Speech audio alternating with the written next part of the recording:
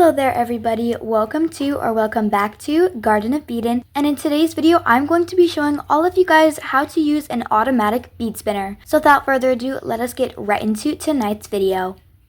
Alright guys, so first of all, you're going to need your automatic bead spinner. I got this one off Amazon for about $30. I'll put the link in the description if you are considering purchasing one. And there is reverse, forward spin, and off. This is faster and slower. I like to have it mostly on the fastest setting, but a little bit slower than fastest. Alright, so the first thing you're going to want to do is take out your two needles that came with your bead spinner. I'm only going to be using one of these because using two isn't actually as productive as you think, because either way you have your bead spinner going. If it's going in the reverse direction, then only the left hook is going to get most of the beads, and so there's not really any point in having the right hook on there, so I only ever use one.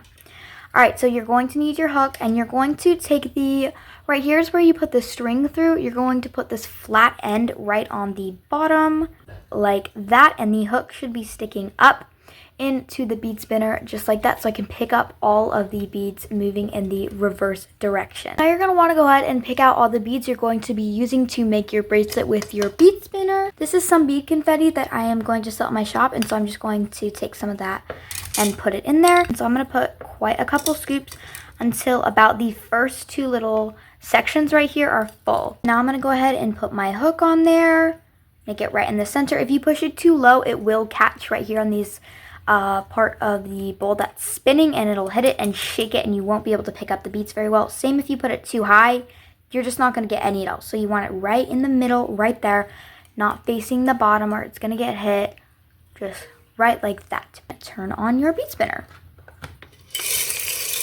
Alright guys, so now the beads should be falling onto your needle just like that, and see how quickly it's going? It is so much more efficient if you had a hand bead spinner. This is so much easier, and it's really not that loud. I'm not going to speed up this footage whatsoever, just so you can see the realistic time it takes to make this bracelet. And as you can tell, if you place it in the right area, it goes so fast.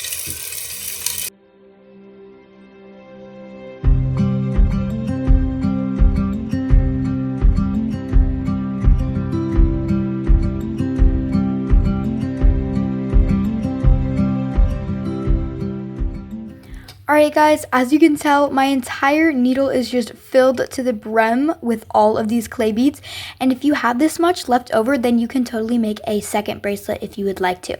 Now it is time for the next steps for me to show you how to actually get these beads onto your string. Alright everybody, now it's time for the next steps, which is to get your string that you're going to be using to tie your bracelet with. I'm using this elastic string that's also from Amazon. You're also going to need some scissors to cut off the string. Your bead kit should come with scissors, but I can't find mine, so this will have to do. I recommend the side that you want to tie off right here. I recommend taking something heavy, for instance, this little container I have with my beads in it. See how much room you're going to need to tie, so up to like right here I'm gonna need, and so you don't slip, put something heavy over that so your bracelet does not break. I'm going to take the needle off of my bead spinner. Make sure not to let any extra beads fall off the needle right there. And so with the bottom end of your needle, you have this little ret, and that is what you're going to take the other side of your string and basically just pop it through there just like that. Make sure you have quite a bit of room. And now you're going to take the top side of your needle, and you are going to start pushing until the beads on the looped side of the needle start going onto your string. So just push, push, push, push.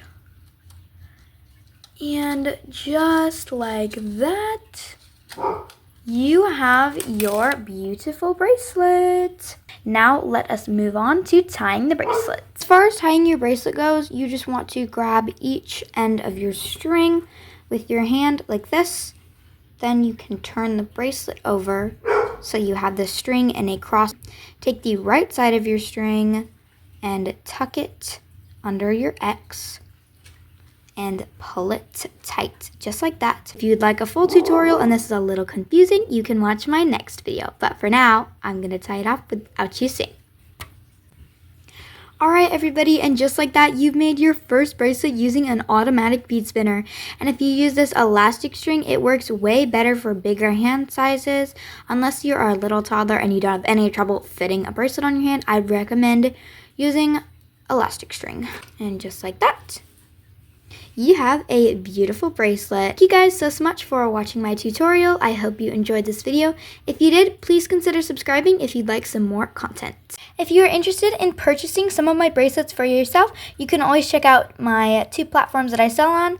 Etsy, my Etsy is gardenofbeadandjewel.etsy.com. Please be sure to check that out if you're interested in purchasing any bracelets. And if you would like to see my Mercari, it is Garden of Beadin. Alright, see you next time. Bye!